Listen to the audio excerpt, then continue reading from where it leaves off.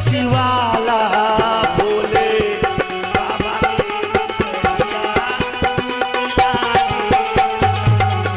ओ भोले बाबा के नगरिया निकला गे सखिया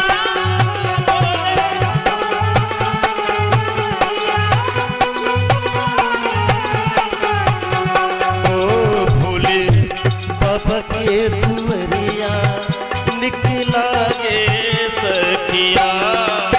इस त्योहारों के पर्व पे चल रहा है और सामने हमारा महाशिवरात्रि भी सामने आएंगे और इसके लिए भोलेनाथ का कुछ आनंद भी विशेष प्रकार है।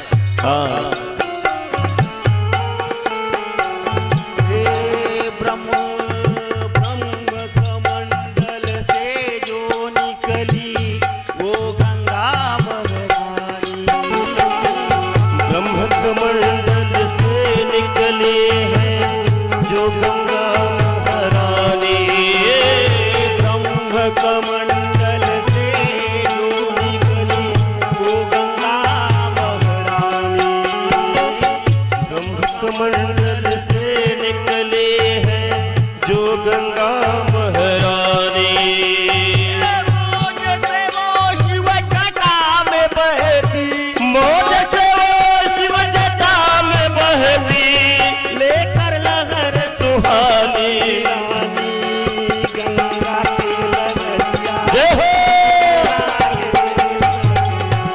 किरानी गंगा के लहरिया निकला गे सखिया गंगा के लहरिया निकला गे सखिया।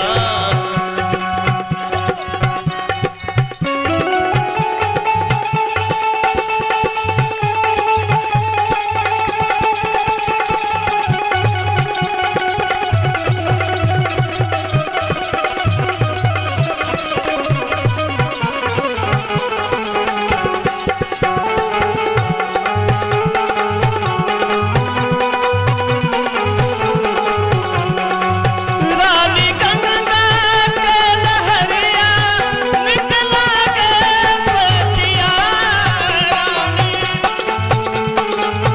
हर हर गंगे।